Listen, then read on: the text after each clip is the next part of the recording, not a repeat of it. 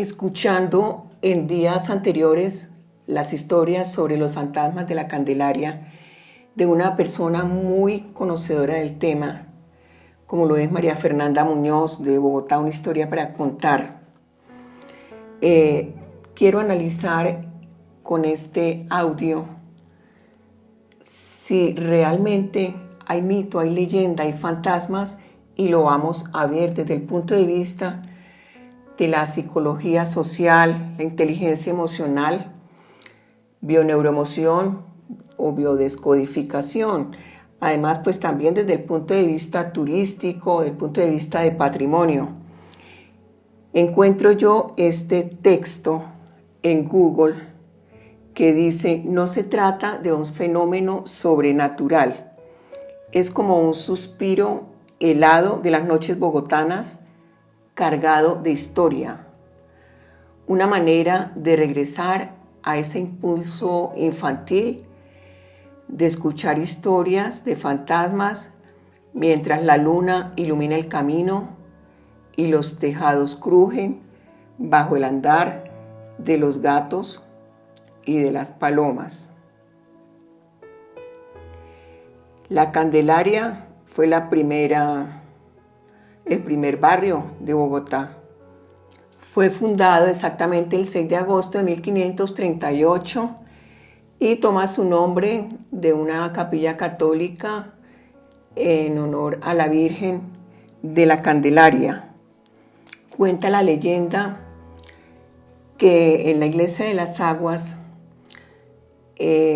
había mucho ruido, se espantaban, y era porque muchas personas fueron enterradas bajo sus pisos, ya que en esos momentos de la historia no existía el cementerio.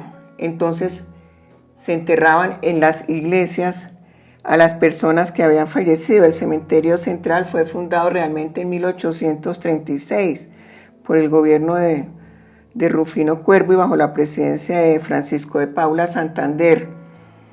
Pero además en la iglesia de las Aguas acudía mucha gente a venerar a la Virgen de las Aguas y ofrecían limosnas porque recibían muchas plegarias y hacían peticiones, y siempre consideraron a la Virgen como una divina patrona porque era de una belleza celestial. Había una joven bellísima, también dicen, que llenaba todas las perfecciones y gracias que puede tener una criatura humana. Tenía una linda y abundante cabellera y que llamaba mucho la atención y todo el mundo se la admiraba. Y un día que se contempló al espejo, exclamó llena de soberbia: ni la Virgen de las Aguas tiene una cabellera tan bella como la mía. Ahí empezó todo lo que puede llamarse sobrenatural. Entonces empiezan con todos los sentidos, todo lo que puede percibir un sentido, que es desde el olfato, pues el azufre, los truenos, el movimiento, el temblor de tierra, etc. Y empieza a llamarse esa leyenda como el espeluco de las aguas.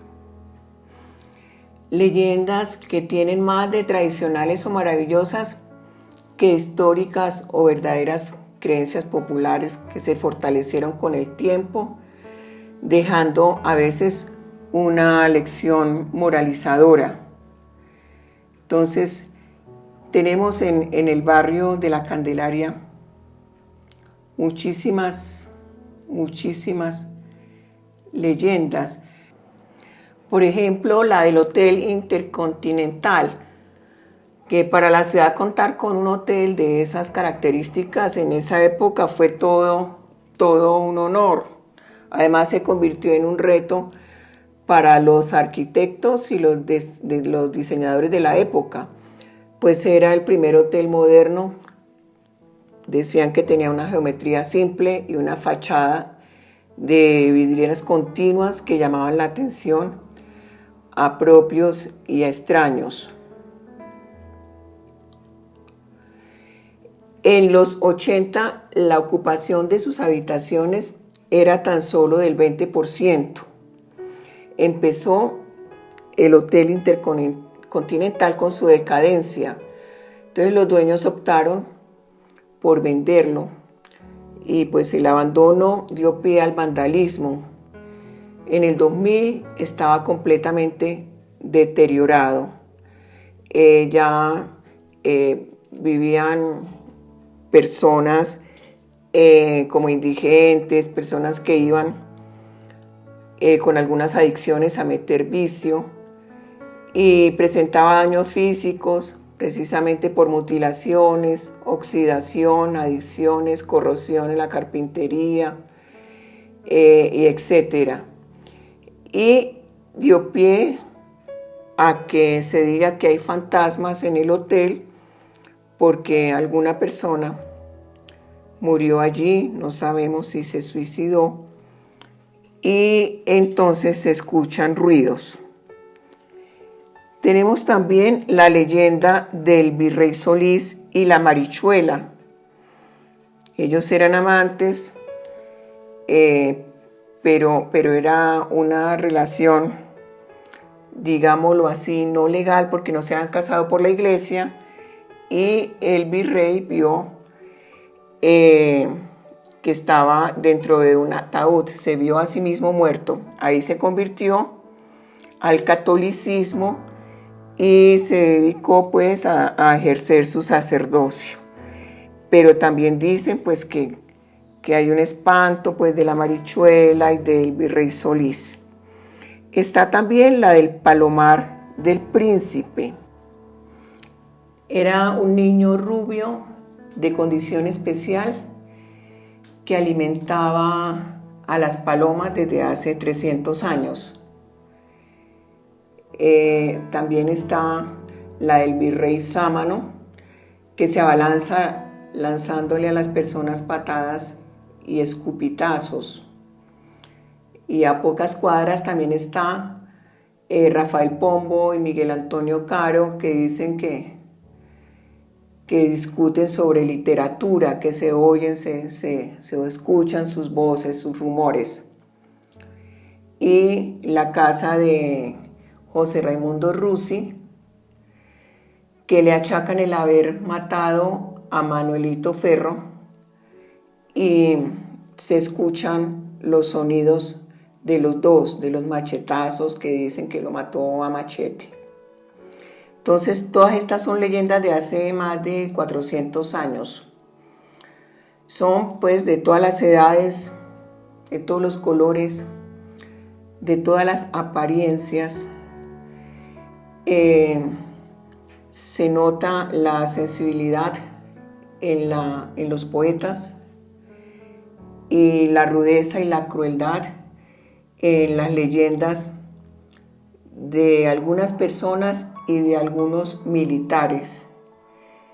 Se nota pues que en esa época no se gestionaban las emociones, ¿no? Y que tal vez no lo sabemos porque esto no es un estudio antropológico de mucha investigación. Yo simplemente estoy dando opiniones, es un estudio somero sobre las lecturas que hice, de lo que escuché y de lo que investigué, pues que no gestionaban las emociones, la crueldad, la rudeza, el maltrato trasciende, ¿no? Y queda el dolor dentro de las paredes y dentro de las casas. También la depresión, que si en este momento no se toma y no se ayuda a las personas en cuanto a su salud mental, imagínense hace 400 años o hace 200 años, muchas personas con depresión que se dispararon a sí mismos, se mataron de una manera o de otra, y ahí queda su energía, queda su sonido. Eso es lo que se percibe, eso es lo que parece. No sabemos si tenían un Dios, si eran bautizadas,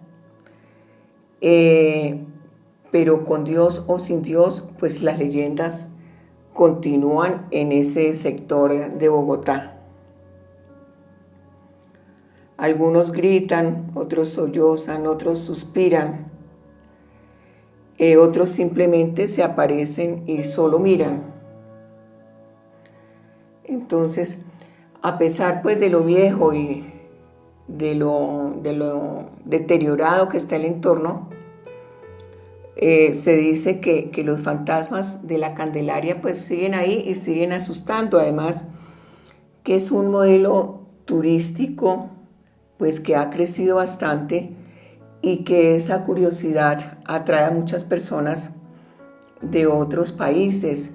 Esa fascinación por lo que no se puede ver, por lo que no se puede percibir, por lo que no se puede entender, digerir. Entonces es bastante bueno para el turismo.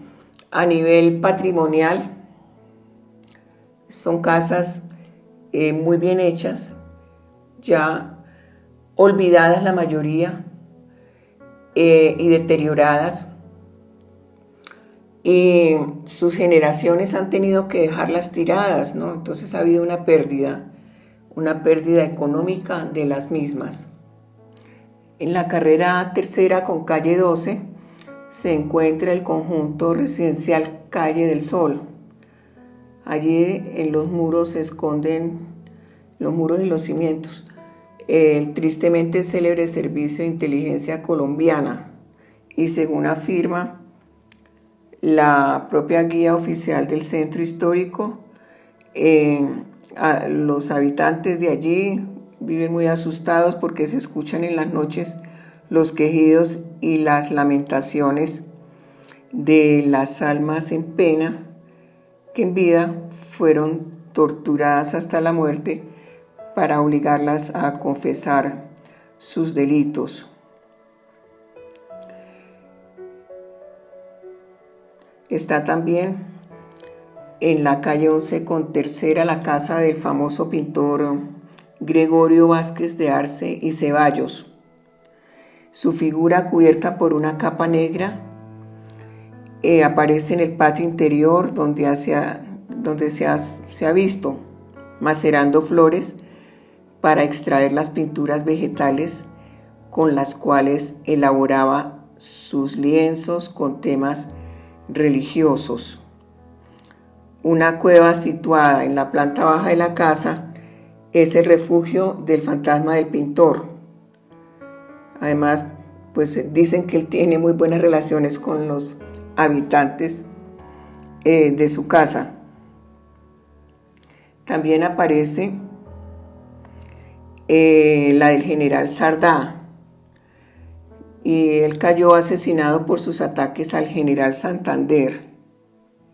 Entonces se hacen sonar sus botas de caballería sobre los andenes. La gente percibe gemidos y gritos y quejidos, y pues dicen pues que se asustan demasiado si todo esto es real o es producto de una fantasía general, ¿no?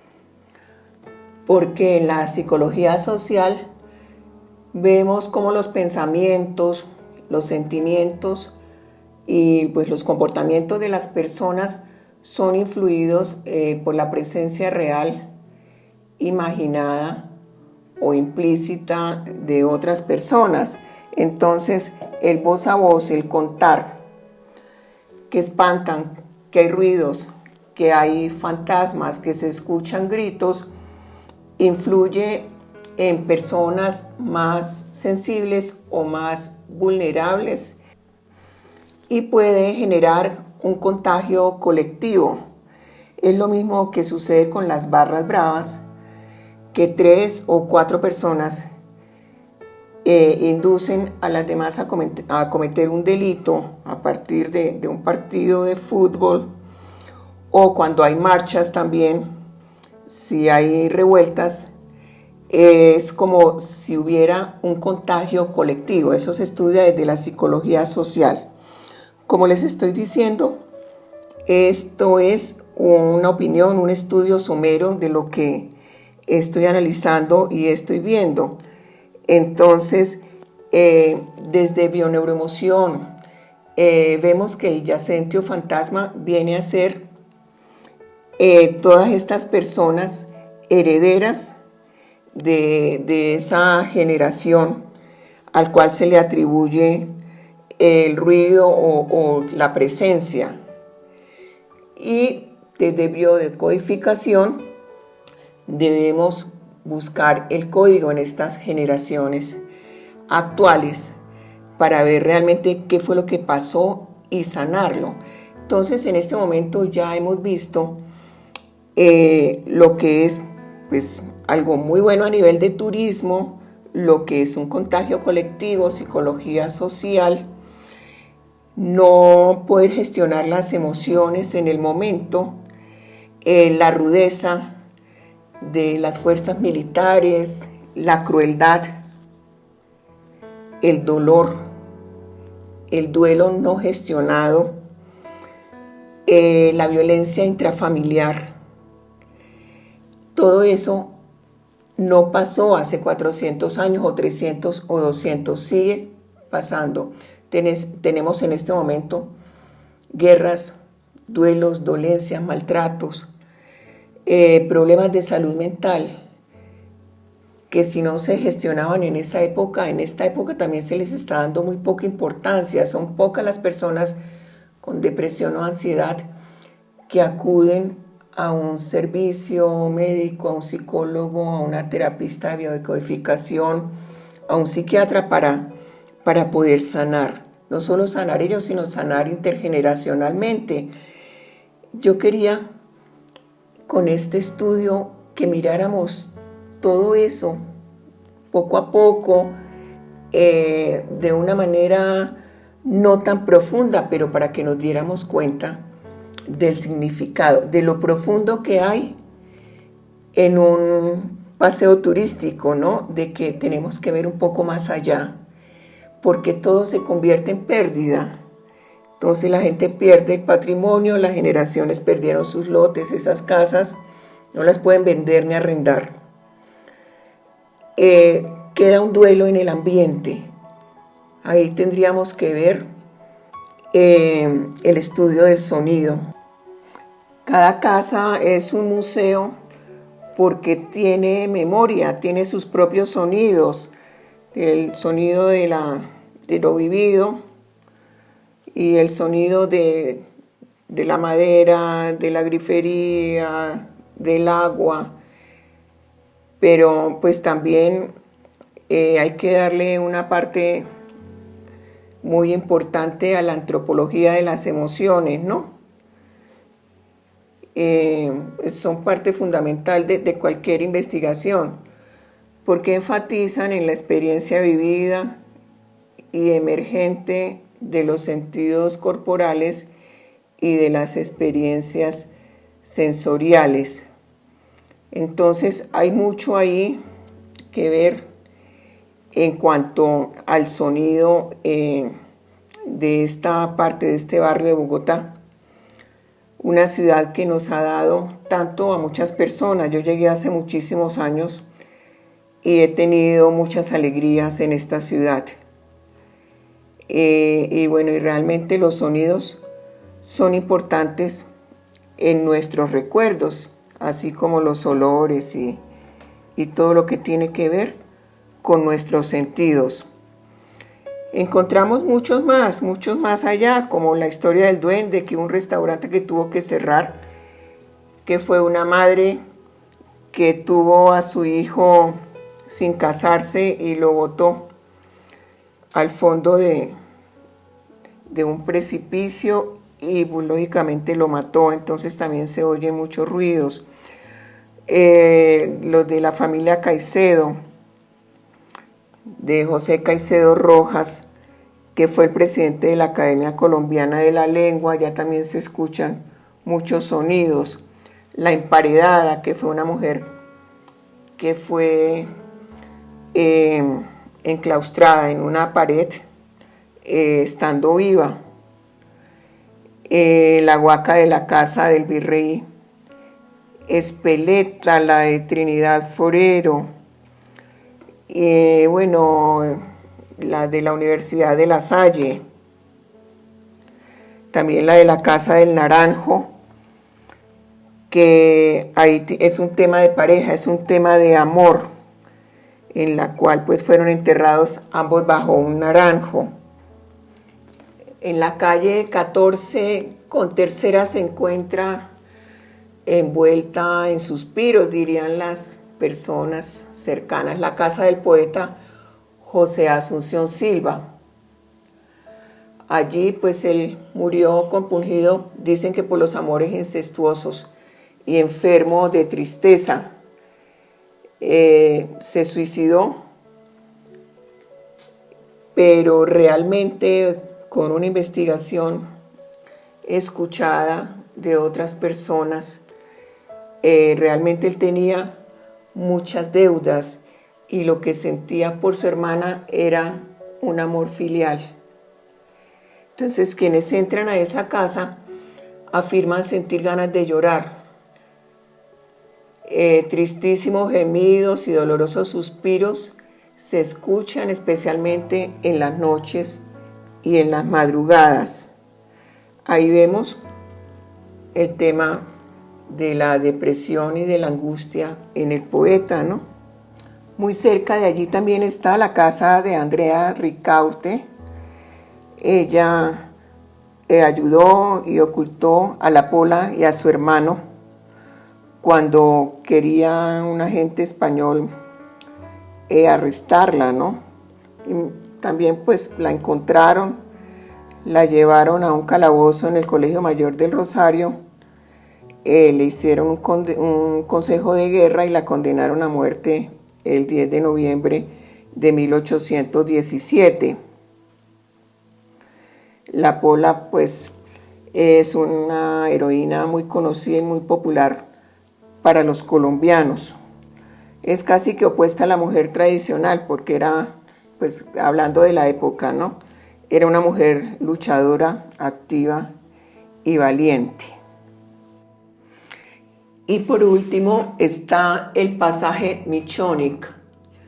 Es el primer conjunto residencial que tuvo Bogotá, construido en 1928 por Jorge Michónik, un empresario judío nacido en Ucrania. Él construyó 9 casas, principalmente para los judíos que emigraban hacia este país. Hoy esas casas parecen una escena posapocalíptica. Está en ruinas el conjunto y dicen también que sienten presencias, que escuchan ruidos y que está abandonado completamente. Bueno, soy Luz Ardila,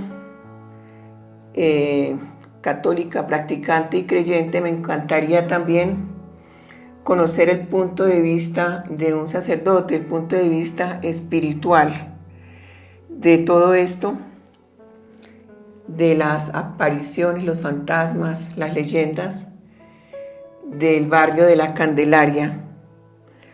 Desde el punto de vista de biodecodificación me gustaría también contactarme con las generaciones posteriores, con las actuales, de estos personajes de leyenda, para saber qué opinan ellos. ¿Vinieron a repetir? ¿Vinieron a reparar la historia? Es una historia muy interesante desde todo punto de vista. Y también pues tiene que ver mucho con esta página, ¿no? Porque para todo hay que tener actitud. Hay que tener actitud para ver el trasfondo de toda esta historia, hacer el análisis que se hizo desde el punto de vista de la psicología social, desde la inteligencia emocional, desde la bioneuroemoción y biodescodificación, y desde la parte del patrimonio y del turismo. Gracias por escucharme, espero sus comentarios y hasta un próximo video.